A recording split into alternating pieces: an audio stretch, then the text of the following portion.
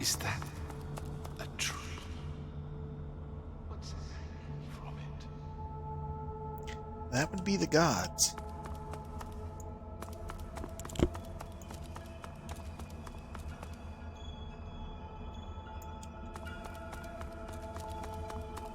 Must be a way across. Rallic, the gods. Are they dead? How can this be? Cursed tendrils tighten around Zorstissa. Her lips are moving, but no words seem able to escape her lips.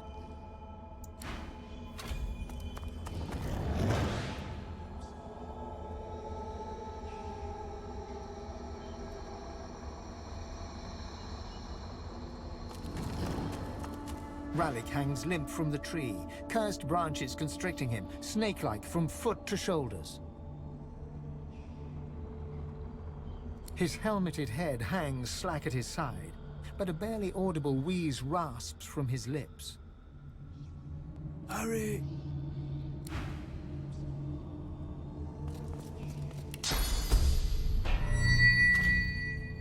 As the cursed branches slither away from Rallic, he raises his head. Green eyes glint with sudden fire from behind his helmet. Are we the first? The others, do they hang still upon the tree? He strains at the ethereal ropes that bind him, resisting their grip. You must make haste. I am bound, but not defeated. Not yet. What happened here? This is not the work of fate. It is the work of the void.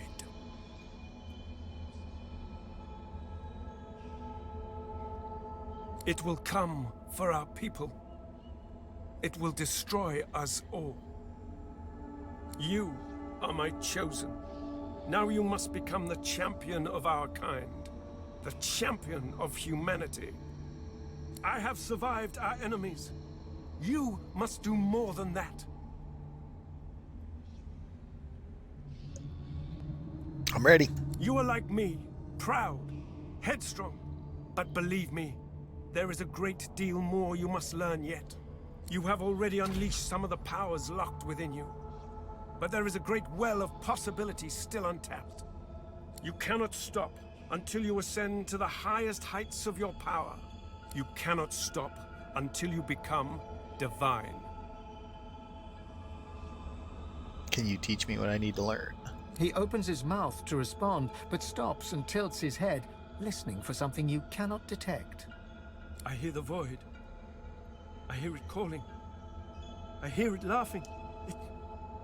It's coming. It's here.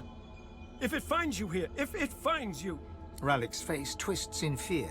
He opens his mouth as if to scream, but no sound comes out. White-hot cold pierces your heart like a blade. You are frozen to the spot. The burning cold pumps through you like a curse, and then...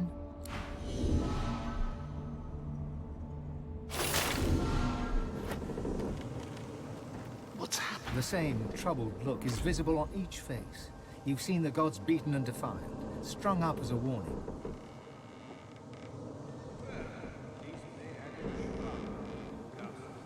If the void is causing all of this, then it seems to be growing more powerful. We have to get out there and find answers. What can yet be blessed, can yet be restored. One way or another, divinity will survive. Through all of you, and all of me. The gods are dead. Long live the God-woken. If the Seven should indeed come to nothing, I'll be ready to take their place. Gods, schmods. They aren't interested in me, and I'm not interested in them. It seems whatever's inside me is more powerful than any of them anyway. Or at least more cunning.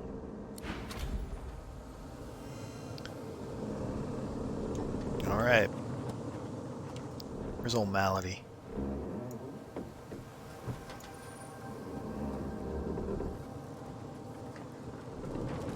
Not here, huh? Anything? Yeah, we need to put the sword in. Get rid of this book.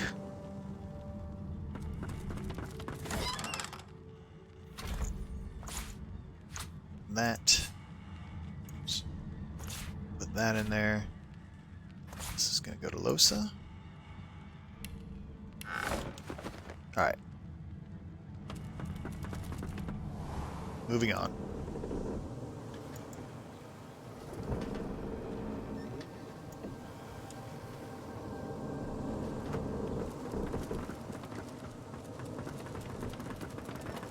This place is strange.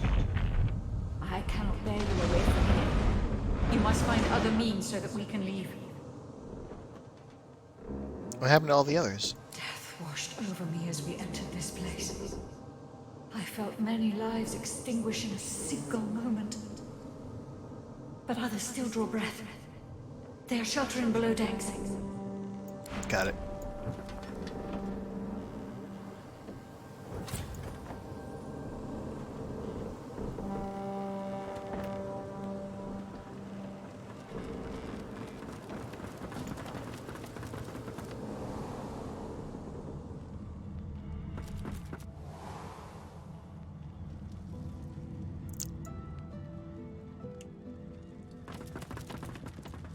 Oh, it's Bane and those guys.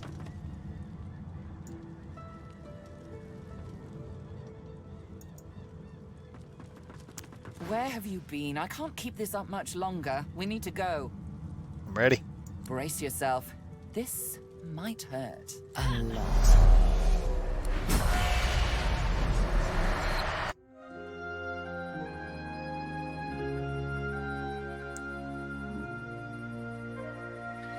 The chill of the Hall of Echoes clung to the Lady Vengeance as it returned to the shores of Reaper's Coast.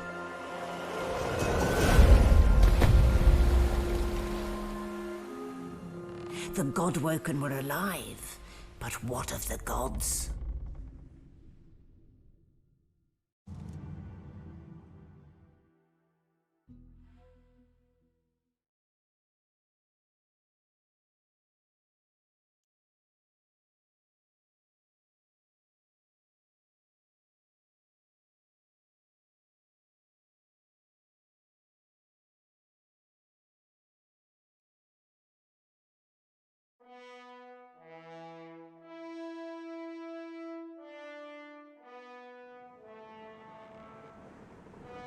Solid ground materializes beneath your feet.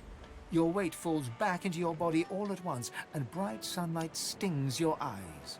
As your eyes adjust, you realize you're still aboard the Lady Vengeance. A gust of fresh sea air caresses you, and warm sunshine prickles your skin. Oh, one moment, please. Oh, just a moment. Malady explodes in a fit of retching that racks her body. At last, she sneezes and expels a glob of something shiny and silver onto the deck. It wriggles quickly off the siding and plummets into the sea with a splash. Ah, better. Let's not do that again anytime soon.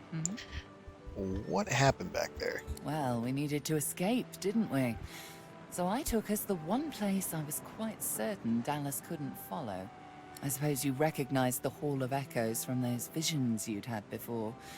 Realm of the dead, realm of divinity. I do hope you learned something useful on our little field trip. Tell her you're not sure. You met one of the gods and seemed desperate. Desperate how? Tell her everything. I see. So, your god seemed uncharacteristically frightened, told you the void was coming, and that only you could ascend to divinity, after which you felt a cold deep within you. Well then, it sounds like you need to ascend, doesn't it? And quickly. She inspects her fingernails with great attention, then looks up at you from under an arched eyebrow. Did they mention how you were meant to become the next divine? Kind of vague on that point. Well, luckily for you, Mama Malady is here to help. We already know you can bless, but as far as I know, you can neither see source nor take it as you see fit. I may not know much about divinity, but I do know that any godwoken worth their salt will know how to perform all these so fantastic feats. You need to go see the Meister. Where can I find said Meister? Oh, she's got one of those things in Driftwood. You know, the building where people go and they do things inside of it? Home, that's it. She's got a home in Driftwood. Give me your map. There you are. Tell her I sent you and she'll handle the rest. You're at the beginning of a long journey, Godwoken. Long, but exceedingly interesting. Now, I must be going, and so must you. How do we get to shore? Why, our faithful little sloop, of course. We can all ride together. Won't that be terribly fun? And where are you off to? Shopping. Before you go, if I'm not back by the time you find out where our journey takes us next, you can call me back here. Tell the ship. She'll know how to summon me. And in the unlikely case you don't manage to do whatever it is you'll need to do to become what you need to become, you could call me, but I would be grateful if it doesn't come to that.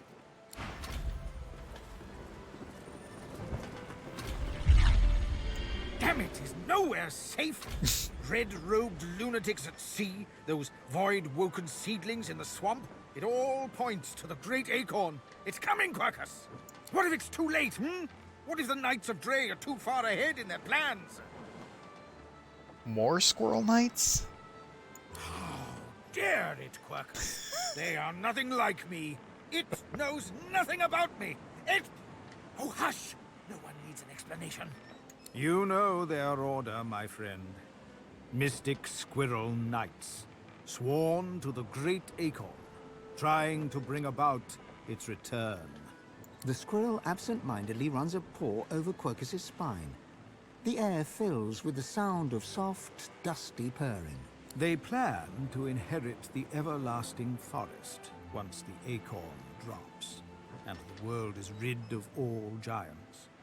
They believe that only the arboreal will, and should, survive.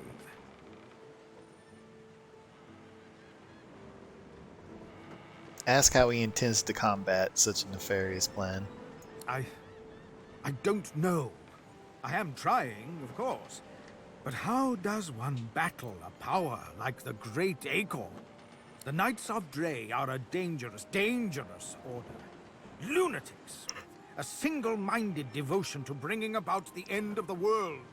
Together, Quercus, we can develop some magic to save us from the Great Acorn, if our shield can keep us alive. Yes, it has done an admirable job so far. It certainly lasted longer than I thought it would. But does it understand that we could be wiped out at any moment? Does it understand the risk? You can trust me. Trust. Do you remember trust, Quercus? I'm not sure I do. Well, yes, of course I trust you, Quercus. You're different. But perhaps we should show a little faith in our shield, too. The squirrel reaches out and touches your ankle, sending a hot flush rippling through your body. Your mind's eye sees new potential spells swirling before it. Now, listen carefully, shield. The plan is thus. Do not die. If the shield can hold up its end of the bargain, we might just have a chance to complete our research. We might make it yet, Quercus.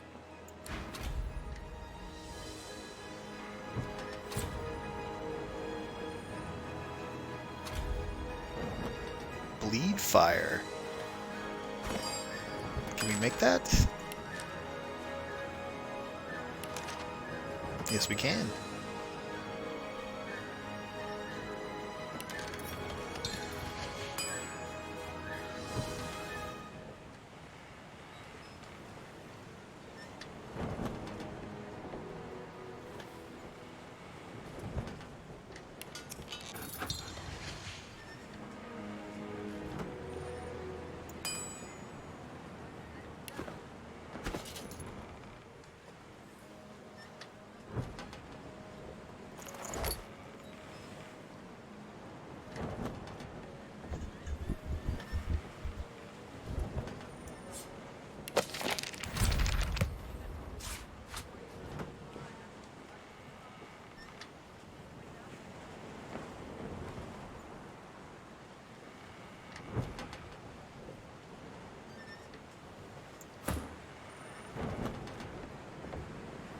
Requires level 1 necromancer, huh? Okay, that's fine.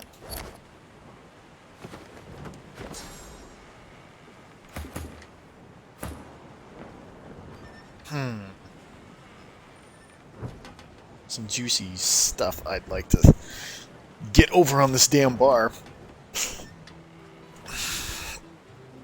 But we need important things. Lead fire is nice. But I'm not sure I'm going to use it yet. Let's get rid of Raised Bloated Corpse, and Bone Cage wouldn't be a bad idea. 37 armor, and another 37 physical armor for each corpse in the area around you. That's pretty nice. But I actually think having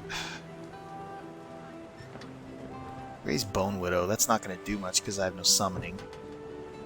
I mean, it's a body, but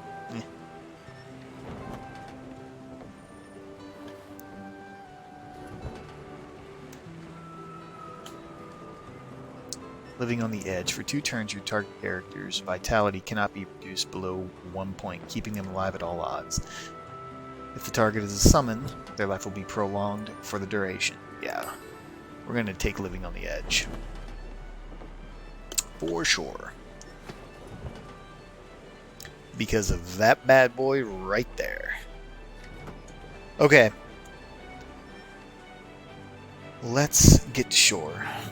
Who do we need to talk to? We're going to talk to a couple people. Actually, let's talk to Han because he could fetch things for us. Hello again. That's twice now you've saved my skin.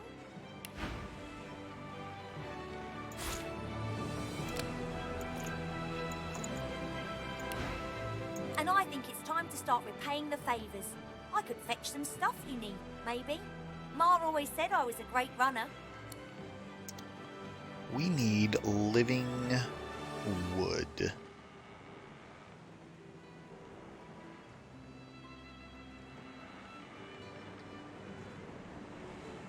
What? Why can you not fetch it all of a sudden?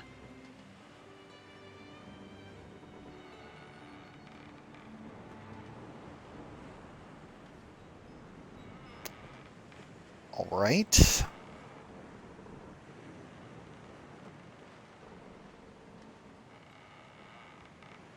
Well, I just go get some pixie dust. Alright, douchebag, what do you have to say? She's something, all right. I question Siva's trust in her, but Malady's usefulness is self-evident. As Lucian said, you will be eternally gifted when you act in my name.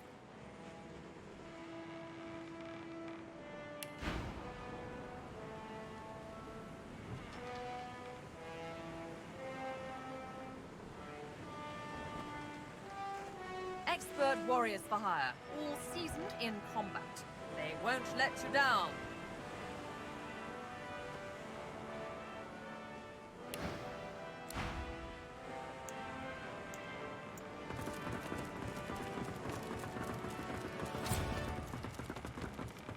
Now we'll avoid that conversation with him. Alright. Made it to the island. Here we are, Reaper's Coast. We made it. Something on your mind? The hunt, like always. To be Godwoken is all well and good, but above all, I've yet to find the Master. Somewhere further inland, Roost Anlon breathes. All I have to do now is pick up his scent and make his last breath worth my while. Sounds like a plan.